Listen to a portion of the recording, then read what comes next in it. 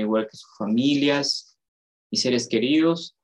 Agradecer nuevamente la invitación cursada por Udiápolis para compartir algunas impresiones en relación al Pleno Jurisdiccional Nacional Civil Familia 2021, que aborda temas muy interesantes, tanto de naturaleza procesal como de naturaleza sustantiva.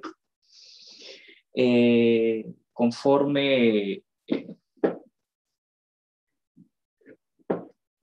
al título de la conferencia del día de hoy, un segundo ya, pues vamos a abordar 3 tópicos, aunque en estricto estamos hablando de uno solo, que tiene que ver con el divorcio y con una serie de pretensiones que están contenidas dentro de este proceso, y por otro lado, o sea, tenemos por un lado el tema del divorcio y por otro lado el tema del proceso de tenencia y de régimen de visitas. En relación al primer punto, relacionado al proceso de divorcio, este pleno aborda, y quiero que acá, bueno, de una u otra manera ustedes comprendan la necesidad de ordenar de una u otra manera los temas que han sido objeto de este pleno.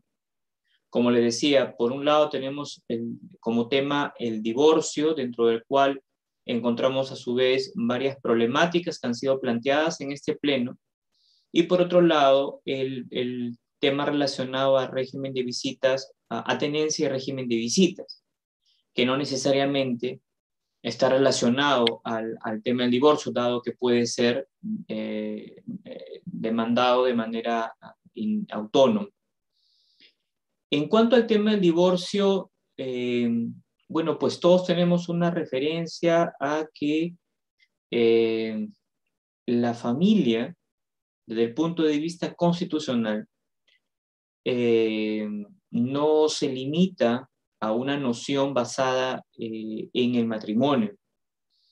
En el caso Schultz, el Tribunal Constitucional ya tuvo la oportunidad de pronunciarse y reconocer más de una forma de familia. La familia generada por unión de hecho, la familia ensamblada, la familia, hay otro tipo, ahorita no me acuerdo muy bien, y que precisa el Tribunal Constitucional es el resultado de un reconocimiento de la evolución de la propia sociedad, que termina albergando a varias formas de familia más allá de la tradicionalmente conocida proveniente del matrimonio. Tal es así que, por ejemplo, en la doctrina se reconoce que más bien el criterio tradicional que es empleado para llegar a calificar una familia termina siendo superada, y más bien se plantea una reformulación respecto al criterio que debería imperar. Y en ese sentido, por ejemplo, los lazos de afectividad son aquellos que más bien, a la luz de principios como el interés superior del niño, llegan a tener una mayor justificación para erigirse como el criterio determinante para establecer cuándo estamos propiamente en una familia. El Pleno no abordó en concreto estas otras formas también reconocidas de la familia bajo una concepción constitucional. Se centró en la familia proveniente del matrimonio, dado que esta forma tradicional de la familia, como es la matrimonial, es aquella a la cual el legislador, ante una situación de crisis, le ofrece una solución como es el divorcio, como la separación de hechos o el divorcio. En ese sentido, el Pleno aborda varias aristas que se desprenden del tema del divorcio. Y antes de proseguir, bueno, es importante reconocer que en el ámbito de la crisis del matrimonio hay todo un debate respecto a cuál es el sistema más adecuado para enfrentar esa crisis. Por un lado, tenemos sistemas en los cuales existe absoluta libertad para solicitar poner término a una relación matrimonial. En ese sentido, estos sistemas pues son sistemas no causalistas, sistemas que no requieren ningún tipo de motivación o alguna causal predeterminada por ley para solicitar poner término a la relación matrimonial. Frente a esta posición tenemos la otra, que más bien sostiene que debido a la trascendencia del matrimonio, solamente puede prosperar el divorcio en virtud de causales debidamente o previamente establecidas. Y ese es el sistema que adopta finalmente el legislador peruano, reconociendo en este ámbito a la vez la existencia de dos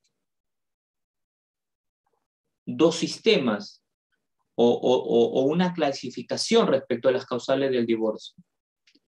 Por un lado, tenemos el divorcio, el divorcio sanción, que es aquel conjunto que comprende aquel conjunto de causales en las cuales el cónyuge demandante pues imputa una determinada conducta prevista por el legislador como le imputa a su otro cónyuge la comisión de una conducta prevista como pasible de desencadenar el rompimiento de la relación matrimonial. Indudablemente que es una conducta, no es cualquier conducta, es una conducta reprochable y es el denominado divorcio-sanción. La misma pues que se encuentra en el caso del Código Civil peruano, prevista en el artículo 303, concretamente de los numerales primero al séptimo y numeral décimo. Y por otro lado, tenemos no causales en las cuales se le imputa una conducta reprochable al otro cónyuge, sino más bien se invocan causales que han sido previstas por el legislador para solucionar una situación conflictiva. Y esas causales pues están previstas también en el artículo 303, pero en los incisos 8, 9 y 11. En ese sentido, por ejemplo, respecto de las denominadas causales de divorcio sanción, tenemos el adulterio, tenemos la violencia física o psicológica que el juez apreciará según las circunstancias, tenemos el atentado contra la vida del cónyuge, la injuria grave que haga insoportable la vida en común, el abandono injustificado de la casa conyugal por más de 2 años continuos o cuando la duración sumada de los periodos de abandono exceda este plazo, la conducta deshonrosa que haga insoportable la vida en común. Tenemos también el uso habitual e injustificado de drogas alucinógenas o de sustancias que puedan generar toxicomanía, salvo lo dispuesto en el artículo 347. Y además tenemos el inciso o el numeral 10, que es la condena por delito doloso a pena privativa de la libertad mayor de 2 años, impuesta después de la celebración del matrimonio. Todas estas causales que acabo de dar lectura, pues se encuentran subsumidas dentro de la categoría de divorcio y sanción. ¿Por qué? Porque acá ha habido una conducta posterior a la celebración del matrimonio que el legislador ha previsto, que el legislador considera como reprochables, intolerables, y que habilita a la parte al otro cónyuge a poner término al matrimonio. Y acá hay un tema muy importante porque el legislador habilita esta salida o habilita a que sea invocada esta sanción al cónyuge culpable. Pero el legislador también exige de que esta figura pues sea ejercida, alguna de estas causales, dentro de un plazo determinado, bajo sanción de caducar tal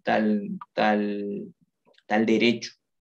En ese sentido, por ejemplo, respecto de las causales previstas en los incisos 1, como es el adulterio, el atentado contra la vida del cónyuge, la homosexualidad sobreviniente al matrimonio y la condena por delito doloso, el plazo de caducidad es de 6 meses desde conocida la causa. Y en todo caso, desde los 5 años de producida. Y en el caso de las causales de violencia físico-psicológica e injuria grave, pues el legislador establece que se produce a los 6 meses de producida la causa. En los demás casos no se aplica, no existen plazos de caducidad. Esto conlleva, por ejemplo, que si es que esas figuras no son, estas causales, no son ejercidas dentro del plazo legalmente previsto, que como lo acabo de decir, pues son 6 meses, simplemente no cabe su invocación. Y si es que se produjera ello, pues podrá ser invocada la caducidad tanto por la parte demandada como por el propio juez, tomando en cuenta la norma que lo habilita de conformidad con las disposiciones del libro de caducidad, prescripción y caducidad. Y en ese sentido, por ejemplo, lo que se sostiene es que hay pese a haberse incurrido en estas causales, hay un perdón de la cónyuge, y respecto del cual el juez pues está impedido de invadir esa esfera de dominio, porque finalmente quien toma la decisión de perdonar y proseguir en este matrimonio, pues finalmente es el cónyuge inocente. Otro tema importante a comentar en relación a estas causales es que cada una de ellas a nivel de la jurisprudencia viene teniendo su propio desarrollo, su propia configuración. Por ejemplo, sobre el tema del adulterio se ha hablado mucho y pues principalmente siempre tradicionalmente la hemos concebido como el acceso carnal que tiene un cónyuge con alguien que no es su pareja. Pero esto en los tiempos actuales plantea desafíos interesantes porque principalmente están relacionados al tema probatorio. Normalmente se ha dicho pues, que una prueba para acreditar el adulterio tiene que ver con, por ejemplo, la partida de nacimiento de un niño extramatrimonial.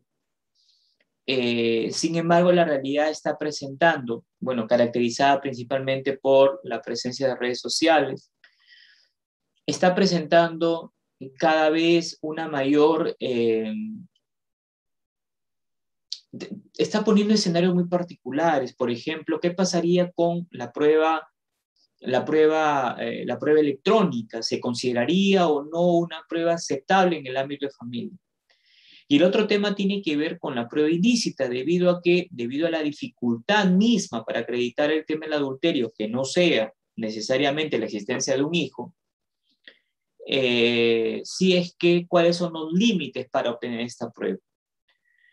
Y ojo, que ya el Tribunal Constitucional ha dicho que si bien hay un derecho fundamental a la prueba, siendo una manifestación de aquel derecho, el de ofrecer pruebas, también hay un límite para la admisión de estas pruebas.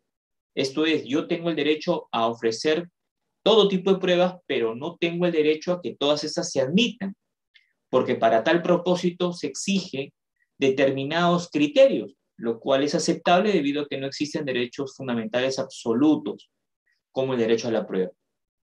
Y tales criterios pues son la pertinencia, la utilidad e indudablemente es la licitud de la prueba. Y en materia de familia se presenta un dilema muy interesante porque debido a la dificultad de probar determinadas causales, puede ser que en determinados escenarios se terminen vulnerando derechos fundamentales como el derecho a la intimidad. En ese sentido, considero yo que no se justifica, debido a que esa también es una posición aceptada por el tribunal, la afectación de un derecho fundamental para obtener una prueba. No obstante, hay que reconocer que ello no impide la configuración de determinadas causales en base a indicios. En ese sentido, por ejemplo, pretender probar el adulterio en base a indicios a la luz de la jurisprudencia ya consolidada en el Perú es muy difícil. Sin embargo, estos indicios sí pudieran ser útiles para configurar otro tipo de causales, como la conducta deshonrosa que haga insoportable la vida en común de otra. Otro tema, por ejemplo, importante, y debido a que hay una confusión también respecto a la pretensión, respecto a la causal de separación de hechos de los cónyuges, tiene que ver con el abandono injustificado. Bueno, indudablemente que la diferencia entre ambas es que en el caso del abandono injustificado, pues simplemente hay una decisión unilateral de uno de los cónyuges de abandonar sin dar ningún tipo de justificación. Y acá, por ejemplo, la jurisprudencia siempre, cuando se ha debatido sobre la justificación, es finalmente el juez quien se encarga de evaluar la existencia o no de esta justificación. Ojo, que además no debe estar, debe de estar debidamente probada la justificación.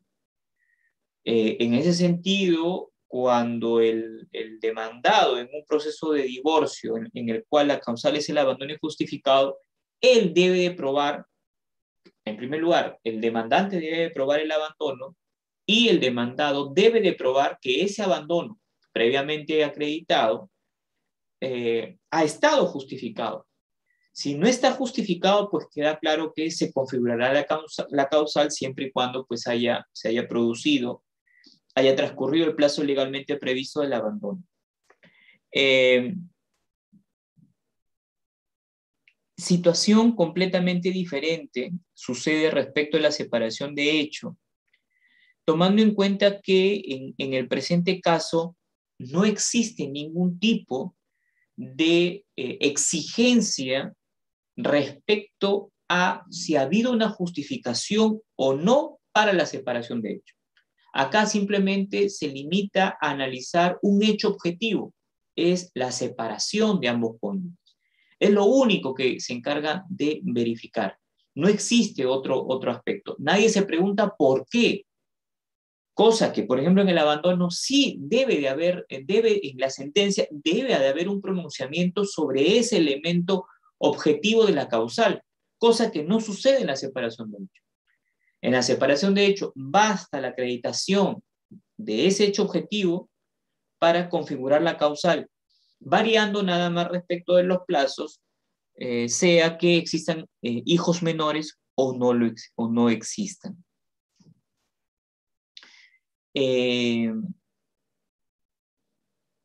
Esos son algunos aspectos a comentar sobre estas causales. Ahora, entrando ya propiamente al tema del Pleno, el Pleno aborda problemáticas muy interesantes. Y, por ejemplo, una de las primeras problemáticas que se plantea el Pleno tiene que ver, por ejemplo, con el tema de la consulta. Entonces, primero analicemos el tema relacionado a los problemas del divorcio abordados en el Pleno y luego vamos al tema del régimen de visitas, tenencia y régimen de visitas. Respecto al tema del primer problema que se aborda relacionado al divorcio es el tema de la consulta.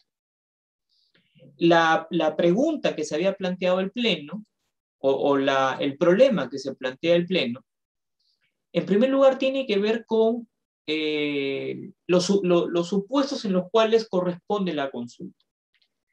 Y en ese sentido, el problema que se plantea el Pleno es si es que la consulta solamente está limitada a la pretensión de divorcio o además está también puede ser objeto de revisión por parte del órgano de segunda instancia de las pretensiones conexas. Esa es la palabra clave. O sea, en estricto el problema tenía que ver con las pretensiones conexas, porque queda claro que respecto al divorcio, bueno, indudablemente, si esa es la pretensión principal, esa tendría que ser objeto de revisión por parte del órgano de segunda instancia. Pero la realidad problemática o la duda que existía a nivel de la judicatura era si cuando el órgano de segunda instancia revisaba un expediente de divorcio, además de poder analizar el divorcio, además también tenía que revisar las pretensiones conexas.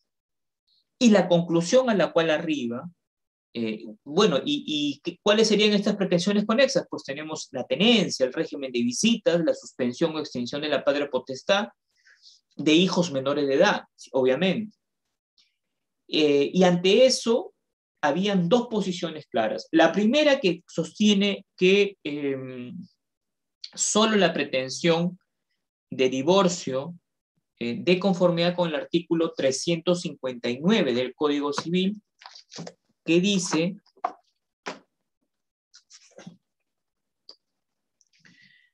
si no se apela a la sentencia que declara el divorcio, esta será consultada con excepción de aquella que declara el divorcio en mérito de la sentencia de separación convencional. Como ustedes saben, si es que no hay apelación, se eleva en consulta. Si es que hay apelación, obviamente no hay consulta. ¿Por qué? Porque ya una de las partes ha solicitado que esa decisión sea materia de revisión. Entonces, la primera postura decía, el artículo 359 es muy claro y solamente regula como único supuesto de la consulta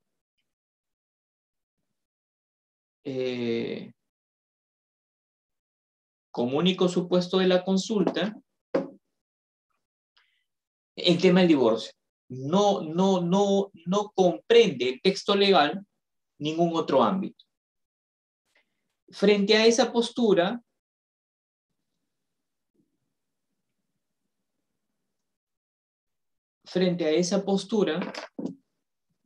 existe la segunda ponencia que más bien sostiene que el órgano de segunda instancia, acá, bueno, emplean un término, la instancia superior, yo siempre voy a decir órgano de segunda instancia, porque ejerce en esa situación. Dice, debe ejercer control sobre los extremos también no solamente el divorcio, sino también las pretensiones conexas, como tenencia, régimen de visitas, en caso de haber hijos menores. El fundamento del Pleno de ambas posturas es muy interesante. En el caso de la primera, sucede algo muy interesante y dice que el legislador no ha ampliado el ámbito de revisión por parte del órgano de segunda instancia. Sin embargo, la segunda ponencia tiene un fundamento más sólido y lo que dice es, y este es un tema que, por ejemplo, a aquellos abogados, jueces de formación eminentemente civil, a veces genera algún tipo de dificultad al momento de interpretar, es que el derecho de familia, aun cuando sea una disciplina comprendida en su origen en el ámbito del derecho de familia, Lo cierto es que se rige por sus propios principios, esto es, el derecho de familia, tanto de punto de vista sustantivo como procesal, tiene sus propias reglas. Y ese es un tema que debe ser siempre considerado.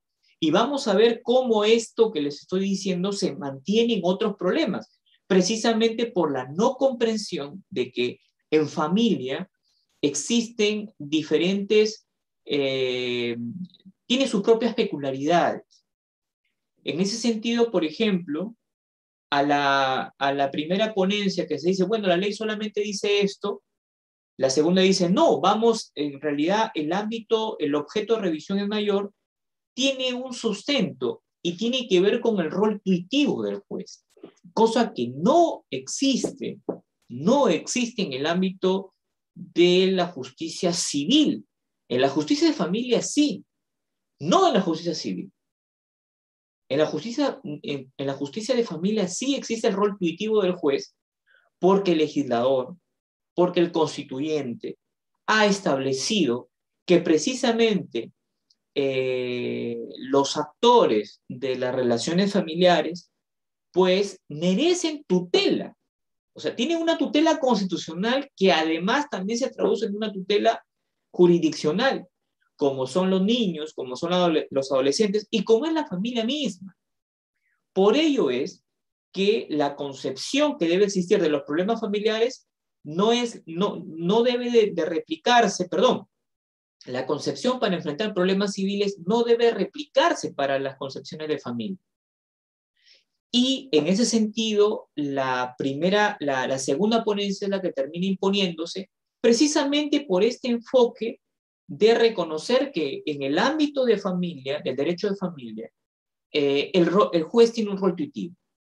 Reitero, porque existe una tutela constitucional y además legal a los actores del núcleo familiar.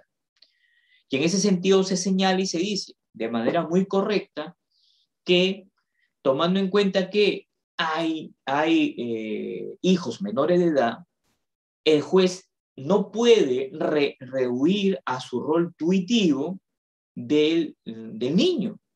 Y en ese sentido, cuando le llegue en consulta un expediente proveniente de un divorcio, pues no debe delimitar la revisión solo a los temas relacionados al divorcio mismo. Debe de, además, pues, ampliar a las pretensiones conexas. Y ahí, por eso le decía, no necesariamente está vinculado, habrá supuestos en los cuales sí, los temas de tenencia, los temas de régimen de visitas.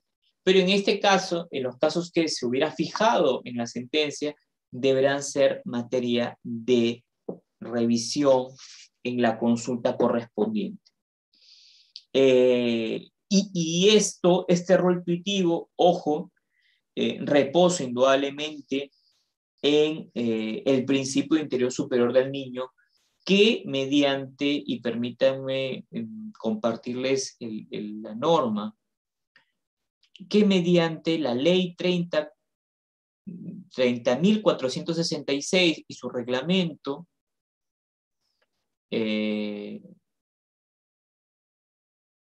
decreto supremo 002-2018, MIMP del año 2018, ahorita lo voy a compartir en el chat.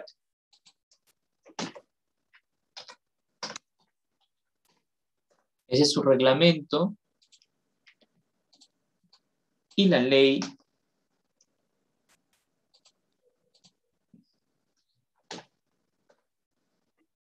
ya se encargan de delimitar el interés superior del niño, que es el fundamento precisamente para que el juez no rehuya cuando en consulta tenga un expediente que ha generado un pronunciamiento sobre temas relacionados al régimen de visita, tenencia, a suspensión de la patria potestad, entre otros relacionados, a también revisarlo. Y en ese sentido, por ejemplo, ya esta ley, bueno, ya la jurisprudencia, tanto del Tribunal Constitucional como de la Corte Suprema de Justicia, ya había delimitado, bueno, en qué consistía el interés superior del niño. Esta ley se encarga de positivizar ese principio que en realidad tiene múltiple contenido, porque el artículo 2 de la ley 30.466 pues la conceptúa como un derecho en la medida pues que es un derecho subjetivo atribuible a los niños. Es un principio en la medida que se constituye en una directriz para la labor interpretativa del juez. Cuán valioso termina siendo el interés superior del niño en la labor jurisdiccional cuando se enfrenta a situaciones en las cuales advierte eventualmente algún tipo de incongruencia u omisión o vacío del legislador. Y pues ahí emerge el interés superior del niño como un principio interpretativo, como una directriz que coadyuva al juez a la labor de interpretación del sistema jurídico.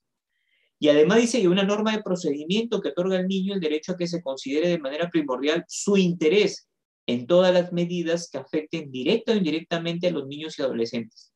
Indudablemente, no solo se limita a temas eminentemente sustantivos, esto es, a derechos, sino además también a procedimientos.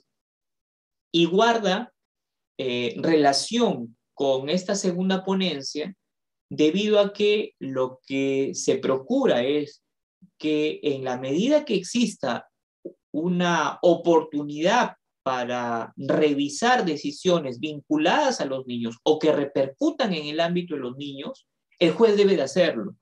No debe de ampararse en formalismos para no efectuar esa revisión, no efectuar ese análisis, precisamente porque va en contra, ese tipo de concepciones va en contra de principios como el interés superior del niño. Y además, un dato importante del fundamento de la segunda ponencia es que esta exigencia de no diferir el análisis de decisiones judiciales relacionadas al niño guardan relación con el estándar internacional de la debida diligencia prevista en la Convención sobre los Derechos del Niño, pues precisamente que exige que el Estado ofrezca una tutela, una atención oportuna a los temas relacionados a niños y niñas. En ese sentido, ante estas dos ponencias, como ustedes ya pueden inferir, la que tiene mayor fundamento es esta última, la cual terminó imponiéndose, aunque no por unanimidad, sino que fue por mayoría, en la cual pues se estableció que la instancia superior debe ejercer control sobre los extremos de las pretensiones de divorcio amparadas, que abordan además pretensiones conexas, esto es, o tales como tenencia, régimen de visitas, en caso de haber hijos menores de edad. En esos supuestos, el juez debe también de revisar tales extremos de la decisión judicial materia de grado. El otro tema tiene que ver con la liquidación de bienes sociales. Y acá, el tema de la liquidación de bienes sociales plantea, y acá más o menos para compartirles algo que también se ha podido advertir.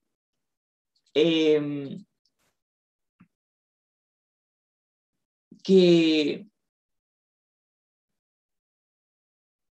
la partición de los bienes resultantes de una liquidación muchas veces no se produce en el ámbito de familia, termina siendo remitido al ámbito civil. Y ahí, pues, y sobre eso no se termina advirtiendo que existe una posición uniforme, porque se tiene conocimiento que hay algunos órganos jurisdiccionales, algunos juzgados de familia, donde sí llevan a cabo desde el divorcio hasta la completa partición de todos los bienes que integraron en su momento la sociedad de gananciales. Y eso ha sido un tema, bueno, que desde el punto de vista de los jueces civiles siempre ha generado algún tipo de reflexión, es por qué finalmente si el juez de familia es el que está en mejores condiciones porque conoce el origen del conflicto, ya emitió un pronunciamiento sobre qué bienes pertenecen o no a las sociedades gananciales, más aún ellos están en mejores condiciones por el conocimiento del caso eh, que un nuevo juez para establecer precisamente qué bienes integran las sociedades gananciales y por ende cuáles están sujetos al régimen de copropiedad, porque no son ellos quienes finalmente terminan partiendo los bienes, de ser esta la decisión o la voluntad de las partes, de los excónyuges, porque no son ellos. Lo que sucede, reitero, es que hay algunos pronunciamientos que dicen la partición ya de los bienes resultantes de las sociedades gananciales, eso no compete al juez de familia, compete al juez civil. La posición es que en realidad deberían ser ellos mismos, por principio de economía, por principio de celeridad, y reitero, más aún por un tema que la partición no es otra cosa que el colofón de un conflicto precisamente que ha sido de conocimiento de ellos. No obstante, sobre ese tema no se conoce que exista una posición a nivel de la judicatura uniforme, no existe. Pero bueno, dejando de lado ello, el segundo problema relacionado al tema del divorcio tiene que ver con la liquidación de bienes sociales. Pero no tanto el tema de la liquidación misma, sino el momento a partir del cual se va a establecer que ya se feneció el régimen de sociedad ganancial. O sea, queda claro que para hablar de bienes sociales tenemos que hablar de un régimen de sociedades gananciales, porque solamente en este régimen es que surgen bienes sociales. Si es que se hubiera optado un régimen patrimonial diferente, en estricto no estaríamos hablando de bienes sociales, estaríamos hablando de bienes propios de cada cónyuge. En ese sentido, el problema que aborda, o el segundo problema relacionado al divorcio que aborda el Pleno Jurisdiccional Nacional del 2021 es a partir de qué momento consideramos fenecido el régimen de sociedad ganancial. ¿Por qué? Reitero, porque a partir de ese momento ya no van a existir bienes sociales y no van a existir bienes propios. Y ello, dice, lo plantea el Pleno, porque, y esa es una situación que que la judicatura llega a advertir, dice, porque se debe de tomar en cuenta que el momento en el cual fenece el régimen de sociedades gananciales no es el mismo para todas las causales que desencadena, por ejemplo, que desencadena la separación de cuerpos o divorcio. Ya hemos dado una lectura, inicio de esta conferencia, que existen múltiples causales y que estas causales no necesariamente tienen un punto de inicio idéntico a las otras. Y no solamente eso, sino que además lo que hace el Pleno es poner en evidencia que puede producirse una concurrencia de causales. Y vaya, yo me acuerdo cuando estábamos en la universidad, había un consejo que se nos dio en su momento, un destacado procesalista, nos decía es que cuando no se tenga completa seguridad que una causal que se esté invocando va a quedar probada, debe de plantearse de manera subordinada otras pretensiones que estén relacionadas o a través de las cuales se invoquen causales vinculadas a la primera, en la medida que si es que el juez llega a la conclusión que la primera causal no se prueba, la pretensión subordinada relacionada a estas causales pues puede también ser materia de un pronunciamiento en función a las pruebas que fueron insuficientes para acreditar la primera causal. Lo que pone en evidencia el Pleno tiene que ver con el hecho que puede producirse una concurrencia de causales, pero donde ambos cónyuges eventualmente terminen siendo de manera recíproca, tanto cónyuge culpable como cónyuge inocente o perjudicado. Y ante esa situación se plantea la segunda problemática y tiene que ver, bueno, si ya hablamos de más de una causal de separación de cuerpos o divorcio, que va a producir como consecuencia el fenecimiento del régimen de sociedades gananciales, ¿a partir de qué momento le computamos? Tomando en cuenta de que hay un solo régimen de sociedades gananciales, adviertan ustedes, hay un solo régimen, y pueden concurrir varias causales. Y ante ese supuesto hay dos claras posiciones. La primera, la que sostiene es que se debe de aplicar el periodo, esto es el punto de inicio del cómputo de fenecimiento, aquel más favorable a la parte que devino en perjudicado o inocente. Frente a eso, hay otra postura que dice no, esa es una decisión exclusivamente de la parte perjudicada, del cónyuge perjudicado o cónyuge inocente. Al final, las dos posturas coinciden en reconocer que hay un problema, pero la diferencia es que mientras por un lado la primera postura le atribuye la elección del inicio del cómputo al juez con un criterio ya determinado, oye, debe de considerar lo que le resulte más favorable al cónyuge perjudicado o inocente. La segunda postura le dice, no, tú juez no elijas, quien debe de elegir es el cónyuge perjudicado o inocente. Yo les comento que este tipo de dilemas, que pueden parecer eventualmente sin mucha trascendencia, no es el único que podemos advertir en la práctica jurisdiccional. Yo les pongo un ejemplo.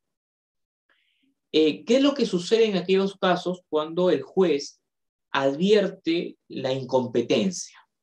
De manera oficiosa, el juez advierte y dice, yo no soy competente. Pero cuando evalúa, por ejemplo, el tema de quién sería el competente, porque debe de emitir un pronunciamiento de ello para cumplir con la exigencia legal de remitir al juez que considera competente, ¿qué pasa cuando el juez advierte que hay más de un juez competente? Surge la pregunta, ¿quién decide a dónde remitir el expediente? ¿Lo decide el juez o lo decide la parte? Sobre ese tema hay posiciones discrepantes. Hay jueces que dicen, no, quien es el llamado a decidir a qué juez se le va a remitir es el juez. El juez que dice, bueno, yo conocí primero, pero no soy competente, voy a remitirle a aquel juez que se cree que yo considero que es competente. Pero estoy viendo que hay dos jueces competentes. Entonces, la primera postura dice, ya, quien toma la decisión de a qué juez se va a remitir es el propio juez que se ha declarado incompetente. Miren. Y la otra postura es, no, el juez tiene el deber de remitir al juez competente. Claro, en la medida de que él advierta de que solo hay un juez competente. Porque en ese sentido, por un tema de economía procesal, el demandante queda claro que no tiene otra opción y carecería de sentido pedirle que me diga, oye, ¿a qué juez quieres que le remita? Cuando hay un solo juez que conocería ese proceso. Pero esa situación no calza cuando existen dos jueces competentes. Ahí la otra postura es que más bien el juez que se declara incompetente debe de requerirle a la parte demandante que elija cuál de esos dos jueces competentes es aquel al cual va a elegir. Y queda claro que cuando el juez le hace ese requerimiento, puede ser que la parte incluso decide y diga, juez, ni uno ni lo uno ni lo otro. Yo considero que tú eres el competente, en cuyo caso pudiera impugnar la decisión y que resuelva el órgano de segunda instancia. En ese sentido, desde el punto de vista de economía procesal, esta situación muy parecida a la que debatió el Pleno, en este caso sí se justificaría cuando hubieran dos opciones de jueces competentes distinto al original, a que la parte elija. Pero ese razonamiento, como ustedes pueden advertir, no se aplica para el tema del Pleno. Y no se aplica por el tema del Pleno por algo que acabo de decir y que voy a incidir mucho en esta conferencia, y tiene que ver con el rol tuitivo del juez. No solamente es el niño y del adolescente, sino también de un cónyuge que esté en una situación desfavorable. Entonces, bajo esa misma lógica propia de los problemas de derecho de familia, el juez debe de actuar de manera intuitiva. Y en ese sentido, él es el que debe de aplicar cuando resuelva la cuestión controvertida de establecer cuándo feneció el régimen de sociedades gananciales para determinar qué bienes son sociales y cuáles son bienes propios.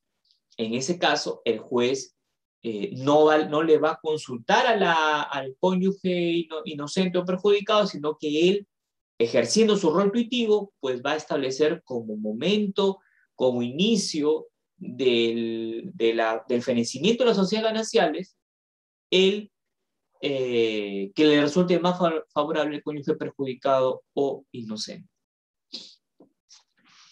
Esos son los dos problemas relacionados al divorcio.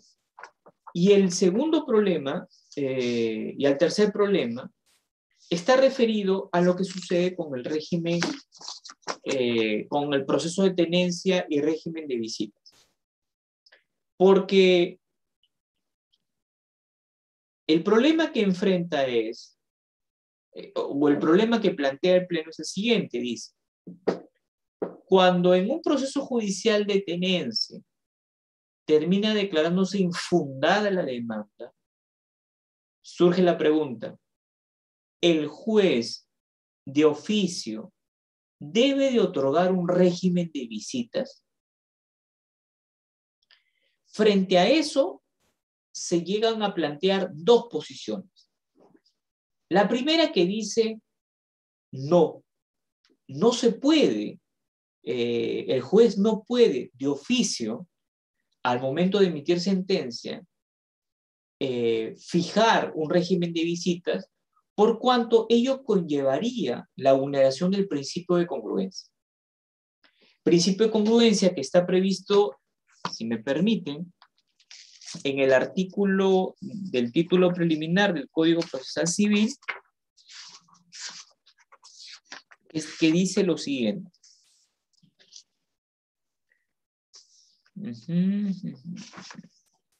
Ya.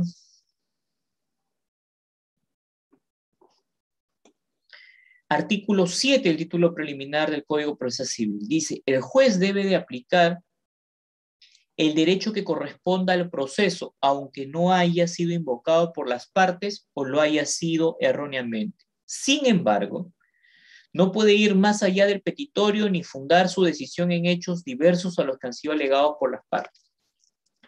La primera postura para rechazar la posibilidad de que el juez, de manera oficiosa, al momento de sentenciar, tras declarar infundada la pretensión de tenencia, de manera oficiosa, sin que nadie le haya pedido, termine fijando un régimen de visitas, tiene como principal argumento el principio de congruencia.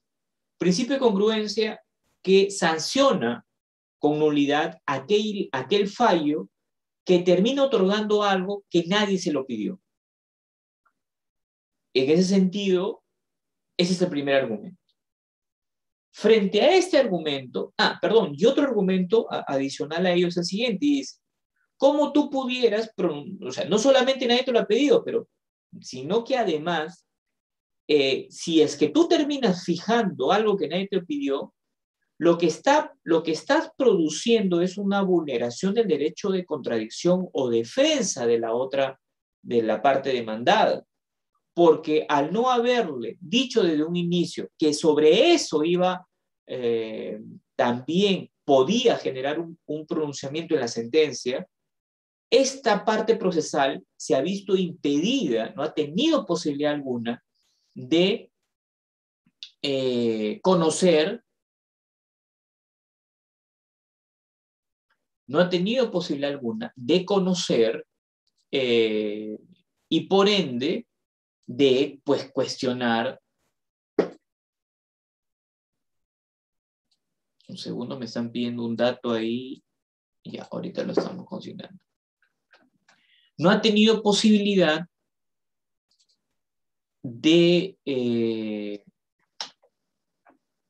objetar, de ofrecer pruebas para refutar aquel pronunciamiento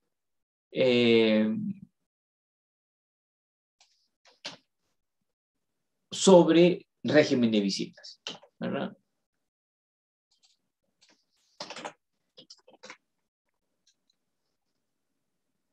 Aquí está. Ahí les estoy compartiendo el dato que me han pedido.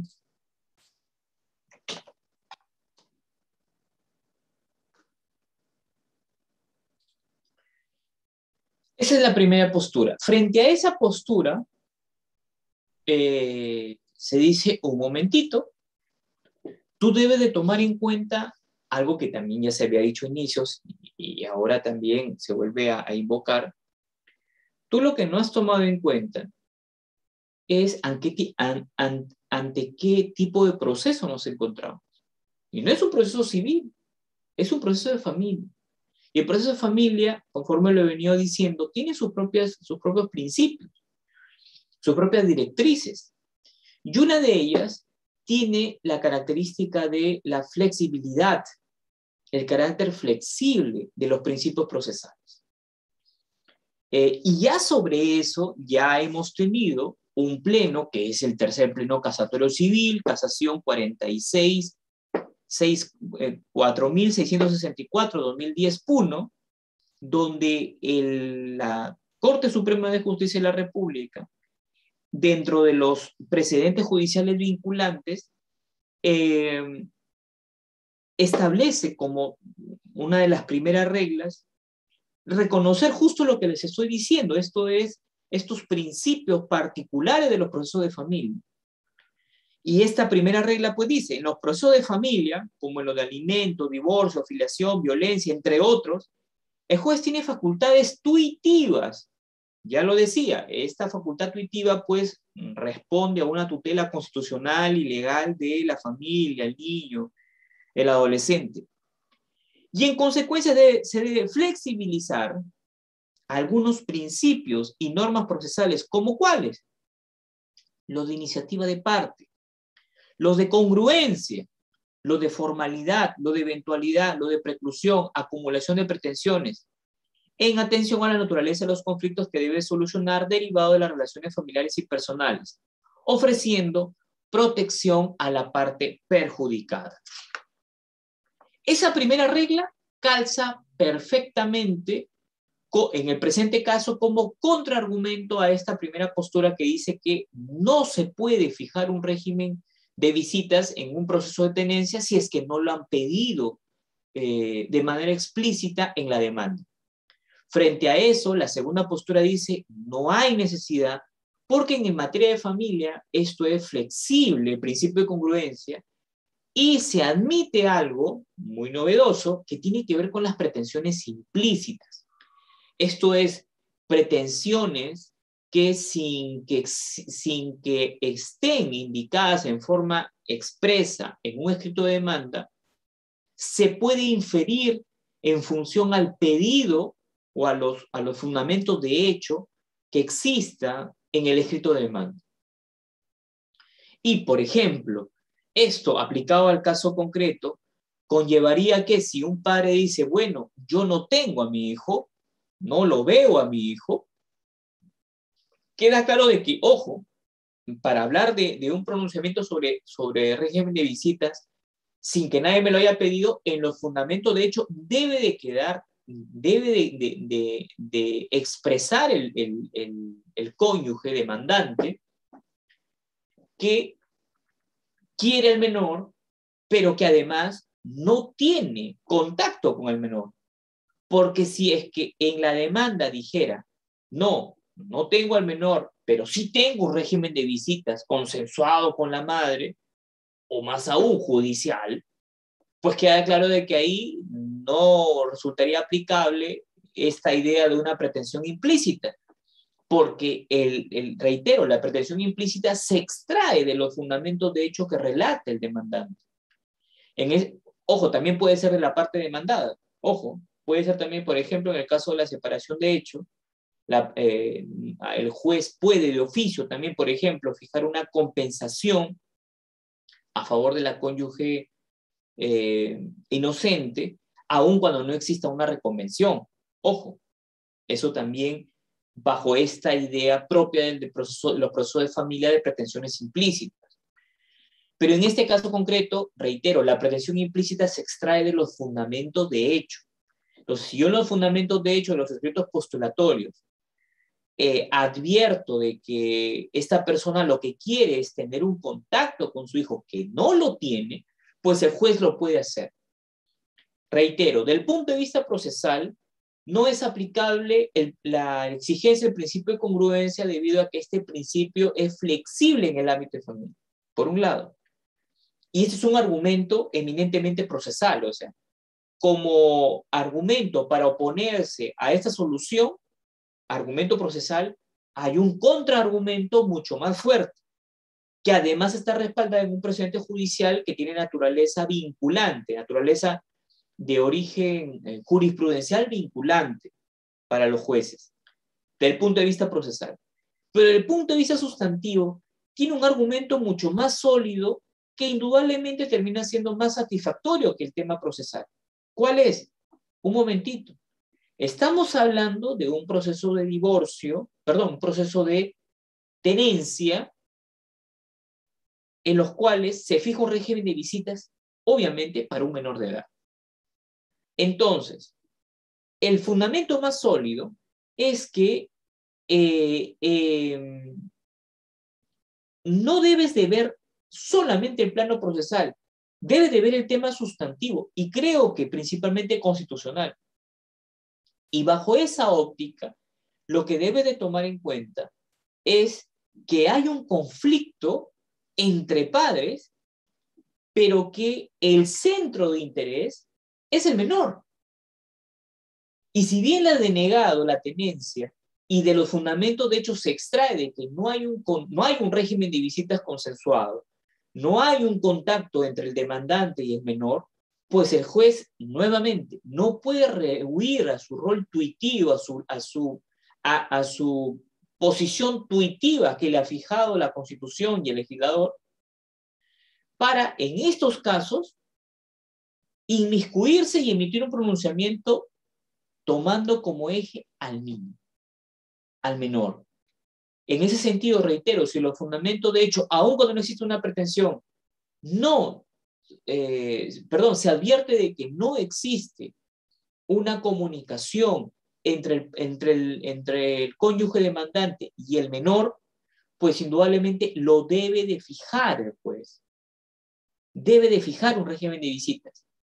Por un lado, bajo una idea de interés superior del niño. Y además, porque hay el fundamento para fijar el régimen de visitas como es el derecho del niño. Ojo, no de los padres. El régimen de visitas no es de los padres. El régimen de visitas reposa como fundamento del derecho del niño. ¿A qué cosa? A desarrollarse en un ambiente de familia. Sobre eso ya ha existido pronunciamiento del Tribunal Constitucional, por ejemplo, cuando se pretendió a un menor, bueno, ahora ya no se llama menor infractor, creo que hay otro término, se le pretendió trasladar a un centro de rehabilitación distinto al de donde radicaban, donde residían sus padres, pues en ese caso, mediante un habeas corpus, se argumentó que ese tipo de decisiones vulneraban el derecho del niño a desarrollarse en familia. Y por ello se dijo, no, tú sigues, ¿por qué? Porque si te llevo a otro lugar ya no vas a poder ver a tus padres. Ese mismo derecho es aplicable al presente caso. Reitero, si el juez termina advirtiendo de los fundamentos de hecho que no hay ese contacto, el juez debe de fijarlo. Más aún, porque no solamente hay el relato de que no existe ese contacto, sino además se infiere, pues, de que si él está diciendo, como yo no tengo contacto con mi hijo, quiero la tenencia, pues para tener ese contacto. Ya hay ese pedido implícito del progenitor, de la progenitora. Y en ese sentido, aun cuando no haya un pedido explícito o como una pretensión subordinada, por ejemplo, de régimen de visitas, pues al juez le correspondería otorgarlo. Más aún cuando además de las razones que hemos dicho, el código del niño y del adolescente le permite al juez de manera oficiosa fijar tal régimen de visitas. Y esto nuevamente termina siendo también un fundamento de la segunda posición. Frente a este tema, conforme también ustedes lo pueden apreciar, la segunda posición es la más fuerte, la más sólida, y es la que terminó también imponiéndose en este pleno. Y acá el tema interesante para compartirles a ustedes es que sobre estos tres temas, sobre los cuales ha habido el día de hoy una exposición de argumentos sólidos a favor de algunas de las posiciones en confrontación, pues los acuerdos han terminado siendo por mayoría, lo cual implica de que hay una posición en minoría que sostiene que no, que por ejemplo prevalece en el ámbito de familia criterios que, como ya hemos dicho, no son aplicables por la existencia ya de principios particulares del derecho de familia.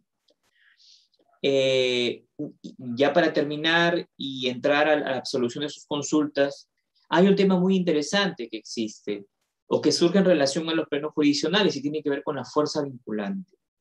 Una posición de mi respetado colega Fornin Amanco él considera bajo una interpretación de la ley orgánica del Poder Judicial es que los plenos jurisdiccionales nacionales él considera que son vinculantes.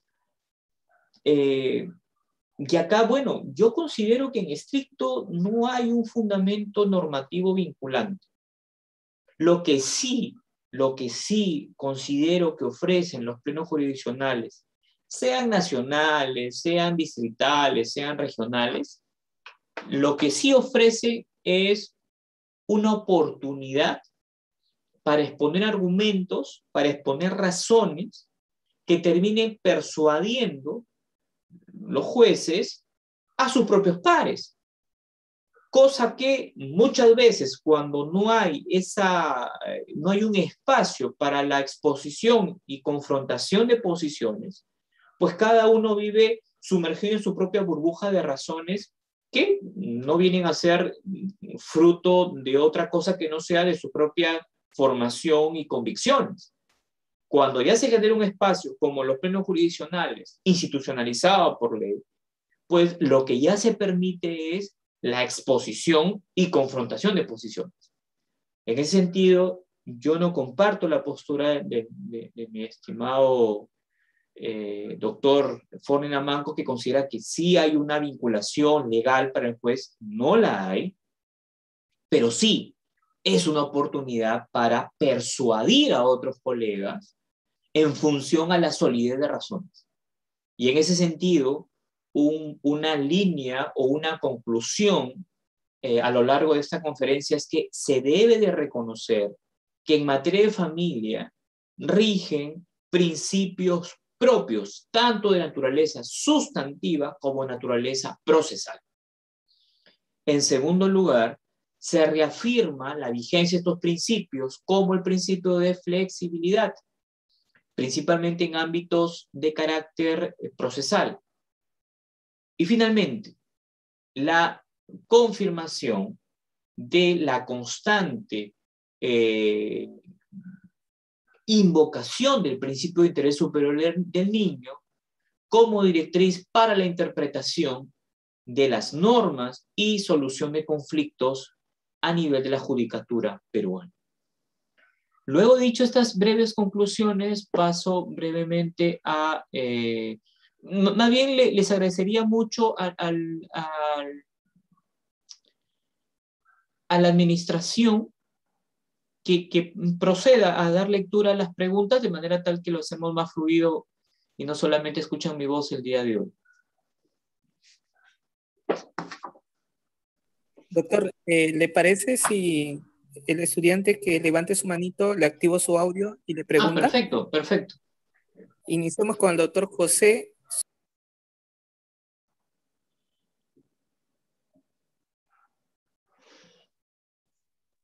Buenas noches, doctor. Buenas noches, doctor. Buenas noches. Mi consulta es acerca de la liquidación de gananciales en el caso de las empresas individuales, cuando está creada por la esposa, ¿no?, dentro del régimen, y viene la demanda de divorcio. ¿Qué tratamiento se le da a esta empresa para el tema de liquidación? Muchas gracias, doctor. Muchas gracias. Buen dato. Miren, yo les quería compartir acá. La empresa individual de responsabilidad limitada tiene una legislación que data de la década del 70. No, solamente ha sufrido muy ligeras modificaciones, sobre todo han sido actualizaciones. Es una ley muy antigua, la década del 70, y tiene toda una historia las empresas individuales de responsabilidad limitada. Pero la característica principal es de que son personas jurídicas. Y en ese sentido, al igual que una sociedad anónima, al igual que una asociación, debemos de manejar como principio rector, porque es aplicable la norma del Código Civil que establece que la persona jurídica es diferente, adviertan ustedes, de sus miembros, en este caso de sus titulares, ¿ya?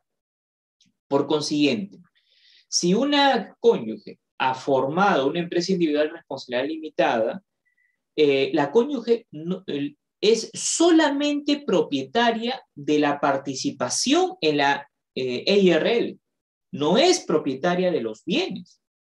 ¿Quién es propietaria de los bienes? Es la persona jurídica, empresa individual de responsabilidad limitada. Por consiguiente, lo que entra en la liquidación es la participación que tiene la cónyuge respecto de la IRL. Se cometería un error en una demanda en la etapa de liquidación de sociedades gananciales, incluir los bienes de la IRL. Porque, reitero, la IRL es una persona jurídica. Si se admitiera ese tipo de razonamientos, los perjudicados serían los acreedores de la IRL. ¿Por qué? Porque indudablemente estaría incluyéndose o estaría atribuyéndose bienes ajenos a alguien que no es titular de tales bienes. En ese sentido, lo que debe de ser materia de partición en la liquidación es la participación que tiene cada cónyuge en una IRL. Bueno, acá entra otro tema. La ley permite a las sociedades gananciales ser titulares de IRL. ¿Ya? Ser titulares de IRL. ¿Alguna otra inquietud? Sí, doctor. Vamos a dar pase a la doctora Livani Mentaz. A ver, Mentaz. Sí. Doctora, tiene el audio activa. Buenas noches, doctor. Yo soy estudiante de Derecho, pero tengo una pregunta, una duda, porque todavía recién estoy estudiando. Claro, doctor. Mire, hay una pareja que tiene la sociedad de gananciales un inmueble con crédito hipotecario. Entonces, en este caso, como es un edificio, o sea, tienen 3 inmuebles, pero uno de ellos quiere quedarse la cónyuge, ¿no? Con el inmueble, con el crédito hipotecario que está a nombre del esposo. El esposo es el titular de la deuda con el BBVA pero ella no lo quiere vender, quiere hacer la repartición, pero ella seguir pagando la deuda. Entonces, ¿eso sería posible? ¿Y qué pasaría que si hacen a la repartición y al final ella no cumple con pagar los créditos hipotecarios?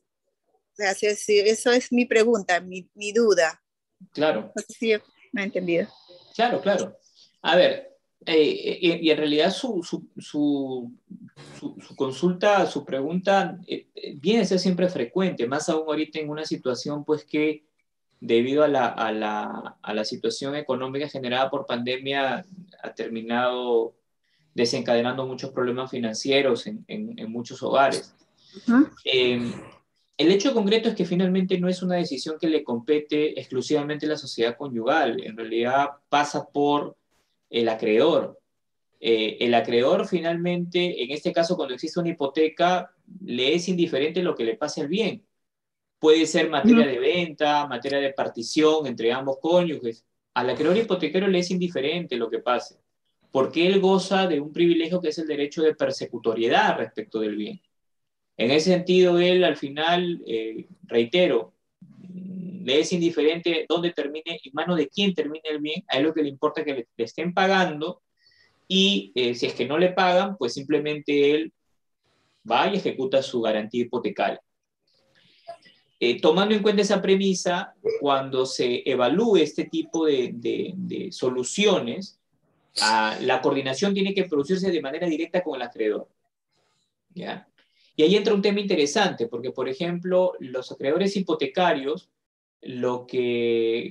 por ejemplo, cuando una hipoteca está afectando a varios bienes, si el acreedor hipotecario, dentro del ejercicio del derecho de acreedor, él puede concentrar toda su expectativa de aseguramiento de una deuda en un bien y liberar los otros.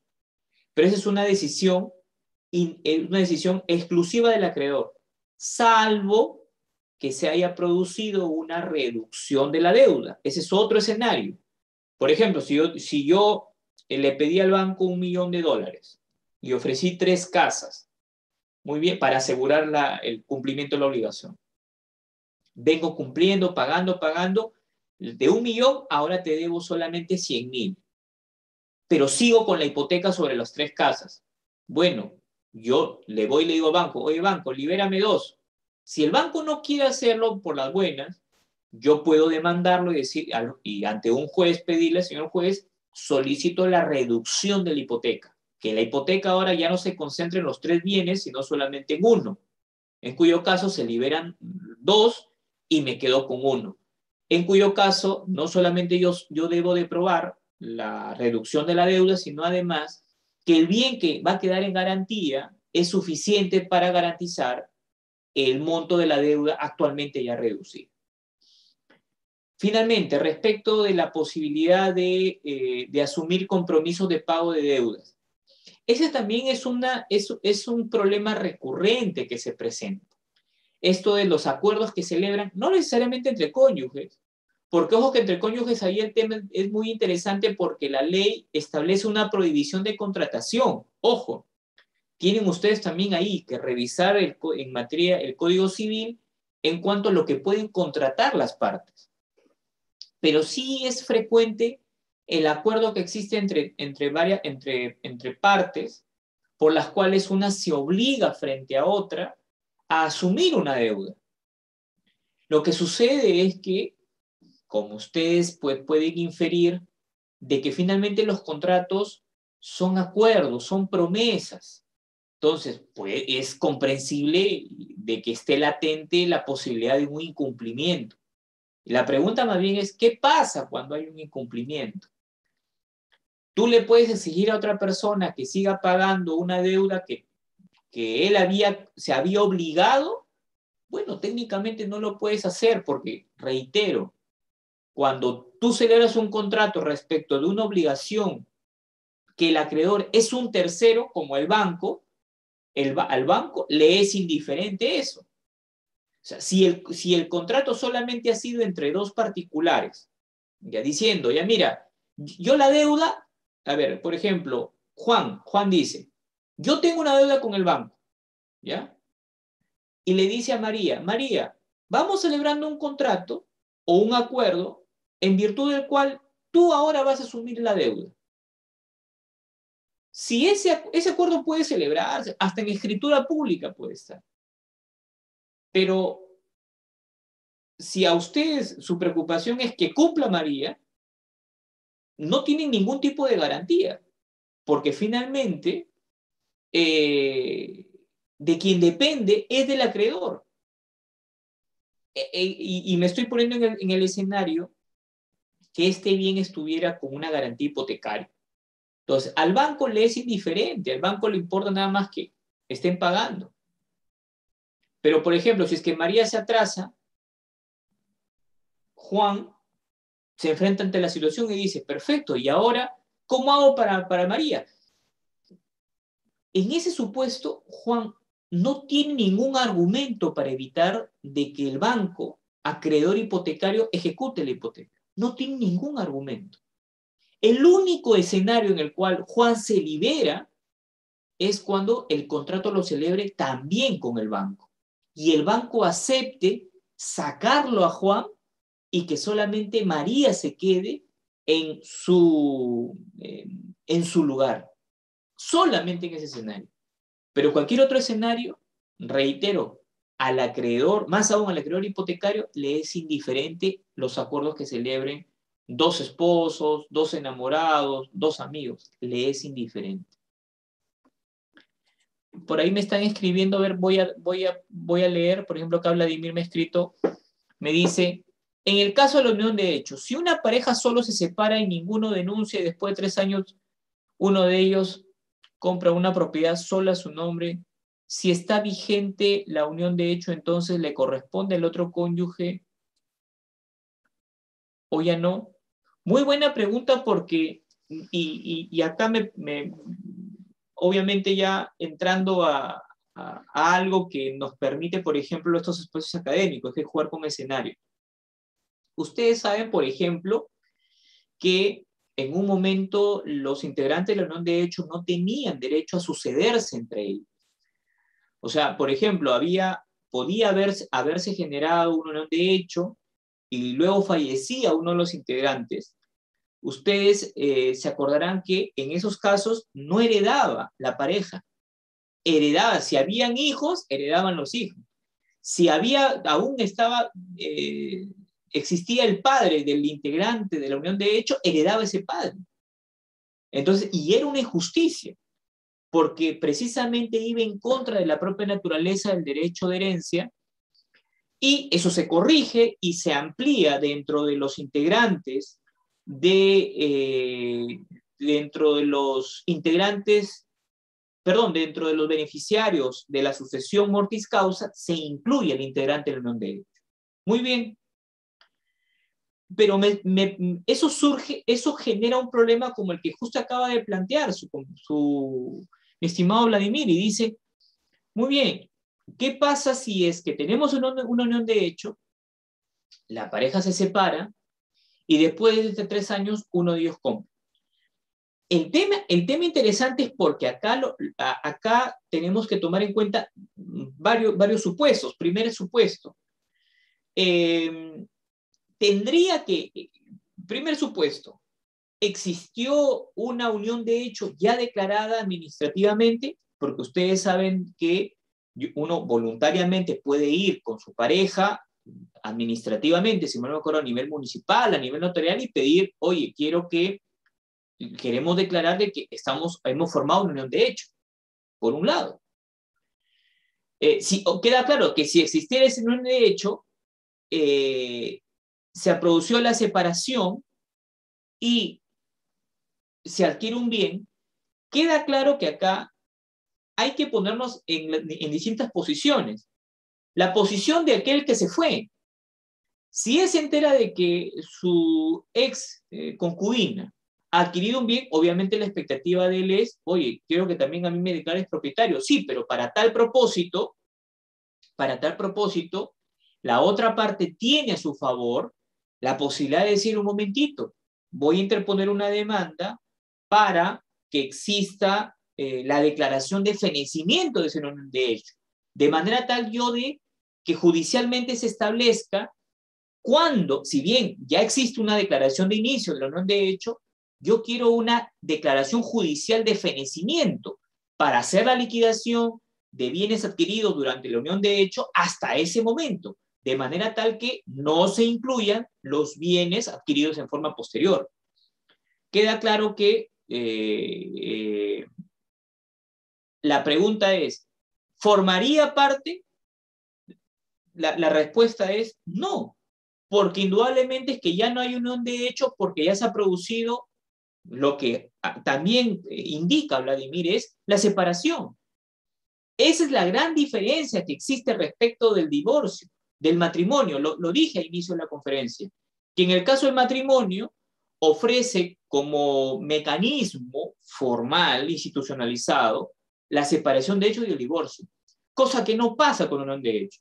En la unión de hecho uno es libre en cualquier momento de irse, no tiene que dar ningún tipo de justificación. Lo único que va a producir es simplemente el fenecimiento, la separación genera el fenecimiento de las sociedades gananciales. En ese sentido, reitero, si él mismo está diciendo, Vladimir, que se produjo una separación, técnicamente no le correspondería ese bien. ¿Ya? Termino dentro de este juego dentro de esta exposición de escenarios. ¿Qué pasaría si aquel concubino que se fue quiere reclamar y dice, no, eso me pertenece? Para tal propósito él tendría, si es que no existe esta previa declaración de unión de hecho, tendría que demandar, solicito declaración de unión de hecho. Y ahí lo que va a suceder es que, igualmente, la concubina que ha adquirido el bien, cuando conteste dirá, un momentito, está bien, pero ¿desde cuándo hasta cuándo quieres tú que el juez declare que hay una unión de hecho? ¿Desde cuándo? Pero a mí lo que me importa es hasta cuándo, porque ahorita no estamos unidos. Por consiguiente, yo quiero que tú me digas hasta cuándo. Si tú me dices que es hasta luego, que hasta después de que yo adquirí el bien, indudablemente que yo ejerzo mi derecho de contradicción y digo, no es así, señor juez, él estuvo efectivamente en unión de hecho conmigo, pero hasta tal fecha. Entonces, nuevamente, el ordenamiento le da la posibilidad para que refute el pedido de este concubino de querer una declaración judicial de unión de hecho en un periodo que comprenda el bien que adquirió la otra concubina. Frente a esa pretensión, la concubina que adquirió el bien puede refutarlo, obviamente, siempre y cuando pruebe también esa situación.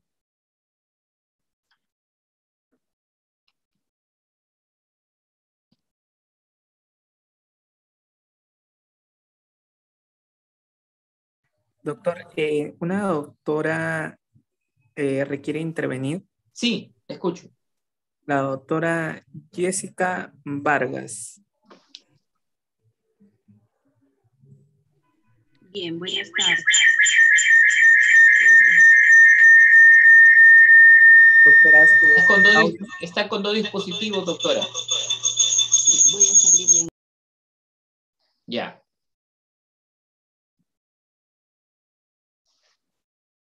Se desconectó su audio de la doctora. Ya. A ver, por ejemplo, Daniela me escribe. Después de 3 años en unión de pareja con bienes materiales al separarse, ¿deben separarse los bienes por mitad para cada? Claro. ¿Por qué? Porque el Código Civil establece que lo que se forma es un régimen de sociedad gananciales. Y es que el régimen de sociedad gananciales, pues obviamente les corresponde de manera proporcional a ambos. Así funciona. David Prado, lo escucho, doctor. Sí, ya lees el doctor David Prado. Doctor David Prado, puede activar su audio. Doctor, buenas noches. Sí, doctor. Mi consulta es, tengo un amigo, soy estudiante de Derecho, tengo un amigo que se está divorciando de su expareja y su expareja le ha contestado, ¿no? La demanda, pidiendo una indemnización de 90,000 soles, pero ellos no tienen bienes, no tienen hijos. ¿Puede proceder con esa cantidad? A ver, eh, infiero yo de que lo que tú me estás planteando es un tema de separación, o sea, han estado casados, no han tenido bienes, y lo que ha hecho, bueno, ya se han separado de hecho, ha pasado el plazo legalmente previsto, y lo que ha dicho tu amigo es, sabes que, bueno, ya me separo, y una norma que me permite, sea que tengamos hijos menores, si tenemos hijos menores, 4 años de separación, si tenemos hijos mayores, 2 años.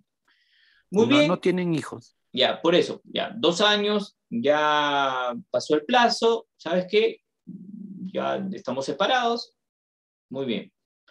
Y la respuesta es que sí, el tercer pleno casatorio, en realidad no el tercer pleno casatorio, la propia ley le da, cuando regula la causal de separación de hecho, que como les decía, no requiere motivación, solamente la probanza de, el hecho objetivo de la separación, le da el derecho al cónyuge inocente, ojo, al cónyuge inocente, es decir, aquel que se quedó no aquel que se ha ido, el cónyuge inocente es aquel que se queda. Le da el derecho a ese cónyuge, ¿ya?, a una compensación, que es distinto a una indemnización, ¿ya?, a un tema de daños y perjuicios, es un tema distinto. Le da derecho a una compensación. Y acá el tema interesante es que, y ahí entra, el tercer pleno casatorio, que lo he mencionado el día de hoy, da los criterios, pero en realidad lo que había generado antes del tercer pleno era una confusión, porque alguien decía, tú tienes que probar daños y perjuicios a la cónyuge, que tu separación le produjo daños y perjuicios. Esa no es la idea. La idea es compensar. Pongo un ejemplo para que sea más claro.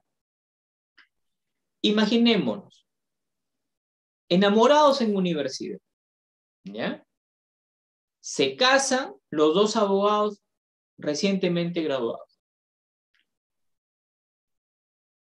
Uno empieza a estudiar maestría, empieza a estudiar doctorado, y la otra se queda en casa, empieza a apoyar en los quehaceres, en los cuidados del niño, si es que tuvieran. Pasa un tiempo y este cónyuge dice, ¿sabes qué? Ya me aburrí, o en fin, razón que sea, ya no quiero seguir el matrimonio. Perfecto, nadie te puede obligar. Pero en ese caso, lo que el legislador ha establecido es que tú que te vas, antes de que te vayas, tú tienes que compensar a tu pareja. ¿Qué pudiste hacer tú que no pudo hacer tu pareja? Por ejemplo, estudiar una maestría y estudiar un doctorado. Muy bien. Esa oportunidad que tú has tenido, que aunque no lo quieras reconocer, también se ha debido a tu pareja, porque ya te ha apoyado, eso lo tienes que compensar. Y ahí entra el tema de la cuantificación, que ese es un problema de la judicatura. ¿Cómo compenso? Bueno, ahí queda el tema discrecional. Y por eso es que eventualmente, aun cuando sea materia de crítica, puede generarse válidamente que, por ejemplo, personas de la misma edad no necesariamente tengan la misma compensación, porque no es lo mismo, por ejemplo, de que alguien haya podido tener un mayor desarrollo, una pareja, un mayor desarrollo respecto a la otra. Finalmente, depende de cada caso concreto en el cual el juez le ordenará a este cónyuge que se fue, que abandonó la relación matrimonial, a compensar a la cónyuge que quedó, ¿ya? En ese sentido, a la respuesta es sí. El juez, ojo, no es que pueda, el juez va a fijar esa compensación. Según el tercer pleno casatorio, el juez tiene la obligación de compensar a la cónyuge inocente. Respecto a los montos, depende de cada caso concreto. A ver, hay otras preguntas. Sí, doctor. Daríamos pase a la doctora Jessica Vargas. Ya, perfecto. Sí, ya solucionó su problema de audio y un par de preguntas más porque ya... Sí, doctor. Terminamos con la doctora Jessica Vargas, por favor. Perfecto. Con Jessica, con José y con Berta. Y con ellos tres terminamos. Perdón, y Listo, con un doctor también que aparece acá como docente y abogado, dice, no, no veo su nombre. Primero perfecto. con Jessica. Listo, doctor. Bien, buenas noches. ¿Se me oye? Doctor, Sí, en el mismo contexto que usted refirió respecto a al fenecimiento de lo que es la unión de hecho, el articulado del Código Civil señala, ¿no?, que la unión de hecho termina, ¿no?, por muerte, ausencia, mutuo acuerdo y decisión unilateral. Y además señala de que el abandonado, dice, a pedido, el juez puede concederle una indemnización o una pensión de alimentos. Entonces, si habla del término abandonado, concordándolo con la causal de abandono de hogar injustificado, que exige un abandono de 2 años, este tiempo es el tiempo exigido a la vez para la culminación de unión de hecho. Le explico un poquito mejor de repente con la casuística. Una unión de hecho eh, declarada administrativamente y reconocida en registros públicos, surge violencia familiar y decide alejarse, más que alejarse, evitarla más conflicto, se aleja por un tiempo determinado y al retornar a los días, de repente, las chapas de la casa han sido cambiadas por la conviviente, ¿no?, de la familia, y a la vez deja una constatación de abandono de hogar. Esta constatación, este hecho descrito así, y esta acción de haberle cambiado o imposibilitado que el ex conviviente, no sé si llamarlo así, ex conviviente propiamente, pueda ingresar nuevamente al hogar, esta situación puede configurar o constituir el estado de abandono del cónyuge que salió. perfecto. La consulta que usted me está planteando creo que finalmente se traduce en un tema de interpretación del artículo. Me mencionó, doctora, número.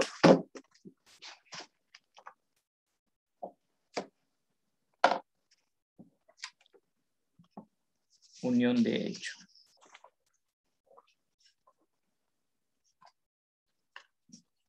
Un segundo. Aquí está.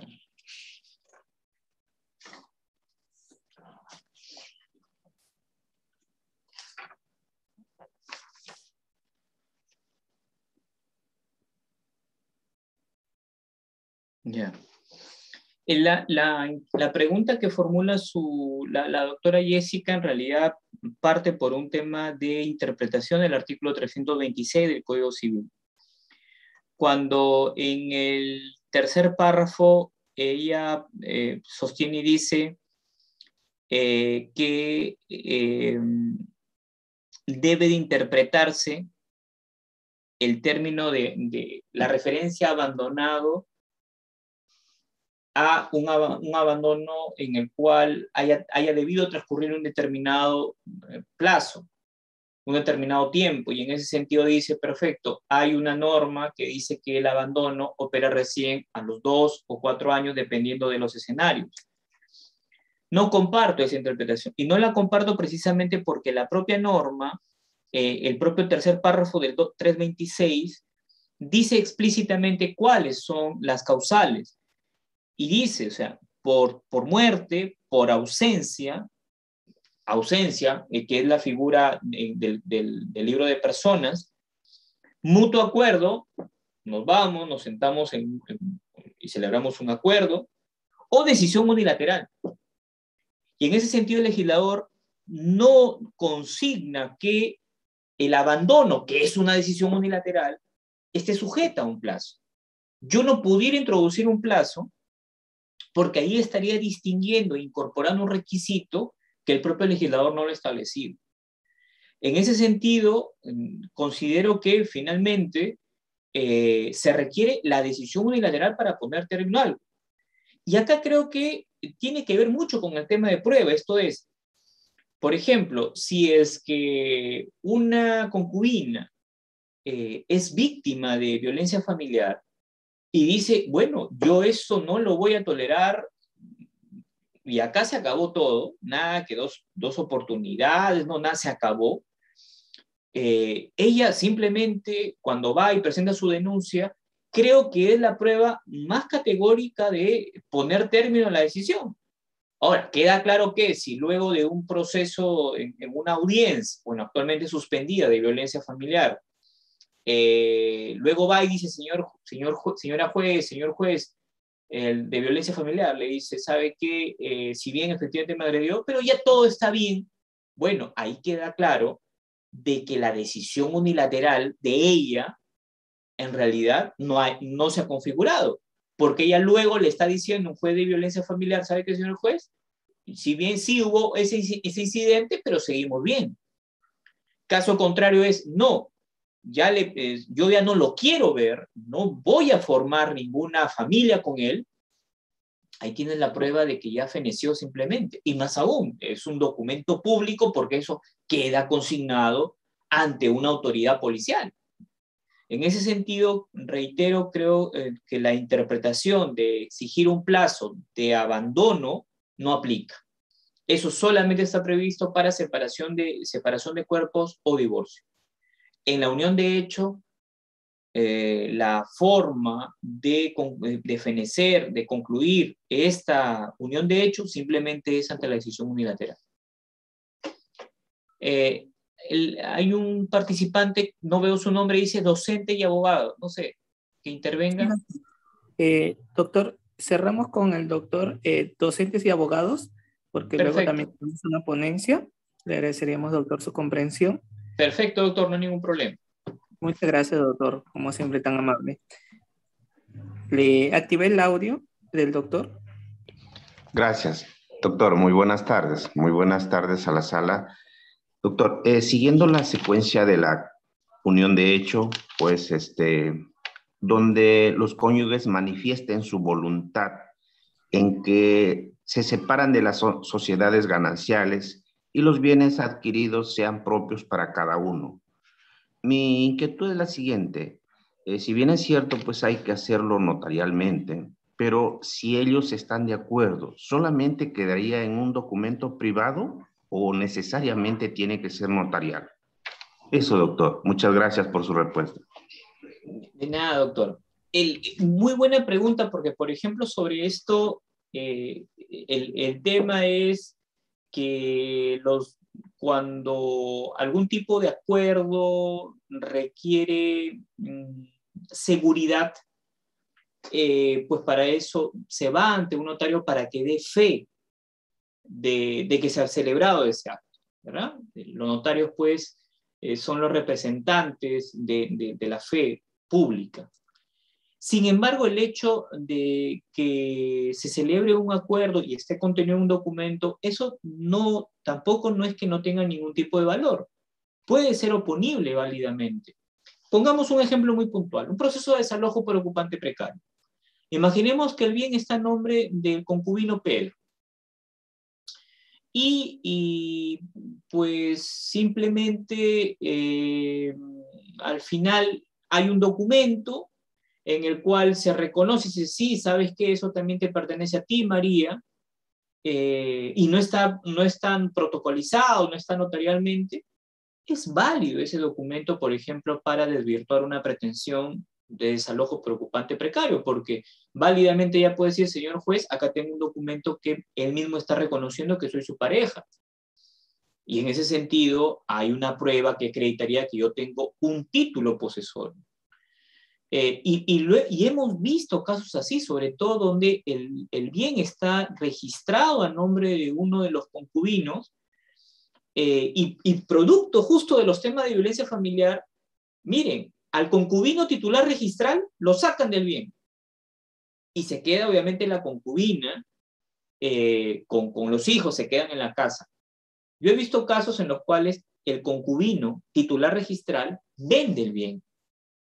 Vende y el que compra, obviamente de manera simulada, promueve desalojo para sacar a la concubina, que tiene a su beneficio una medida de protección para que no se acerque el concubino.